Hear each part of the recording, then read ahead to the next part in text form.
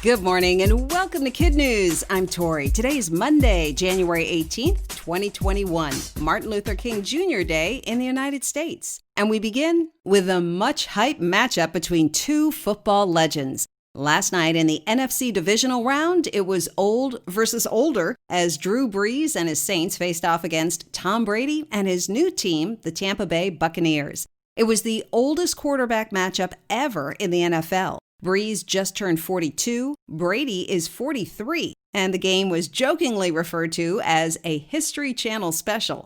When the smoke cleared on several lead changes, it was Brady on top. The Buccaneers won 30-20 and get to move on to the conference championships next weekend. Drew Brees, on the other hand, is widely expected to call it a career and announce his retirement. Today, the U.S. Senator from California, Kamala Harris, will resign her seat ahead of her swearing in Wednesday as vice president. And when she takes the oath for her new office, it will be a pairing of firsts. The nation's first female, first Black, and first South Asian vice president, sworn in by Sonia Sotomayor, the nation's first Latina Supreme Court justice. A source told USA Today that both women follow the value that Harris's mother instilled in her, which is, you may be the first to do many things, make sure you're not the last. Sotomayor isn't a stranger to the swearing-in process. She also administered the oath to Joe Biden for his second term as vice president in 2013.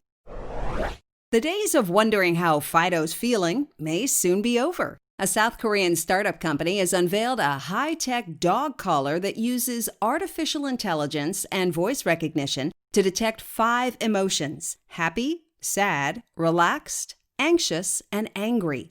Decoding the doggos wasn't easy. Petpool's lab spent 3 years analyzing 10,000 dog barks from 50 breeds. But all of the work paid off because now their algorithm reportedly can let you know exactly how your dog feels about the mail carrier or the dog next door. The company says it's 80% accurate. Seoul National University puts it even higher at 90%.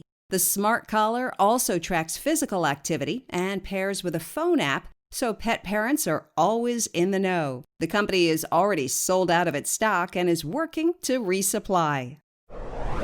You know a singer is onto something when even Spotify is in awe. Just over a week ago, the 17-year-old Disney star Olivia Rodrigo released her latest single, Driver's License, and it was an instant success. 3 days later, it shattered Spotify's record for most streams in a day with more than 15 million. Then it broke its own record the very next day with 17 million. Spotify's global hits lead, Becky Brass, told Billboard they've never seen a newer artist come out of the gate in such a dominant way. The experts believe Rodrigo's robust fan base on TikTok and Instagram and a role on High School Musical: The Series all help create the perfect storm for the song's popularity.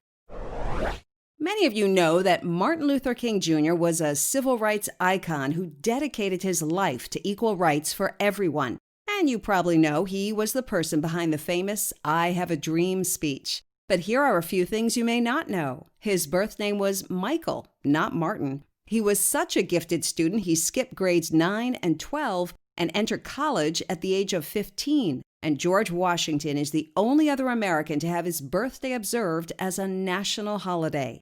MLK Day is always on the third Monday in January, chosen because it always falls close to the Reverend's real birthday of January 15th. That's it for KidNuz. Now our KidNuz quiz. Who won the playoff matchup between Drew Brees and Tom Brady?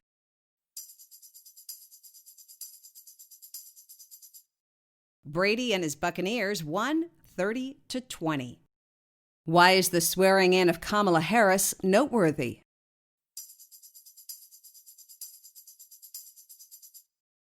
She'll be the first female vice president, and she'll be given the oath by the Supreme Court's first Latina justice. A new high-tech dog collar can do what?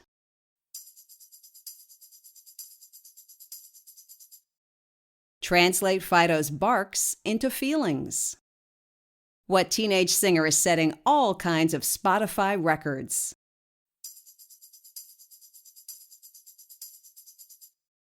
Disney's Olivia Rodrigo.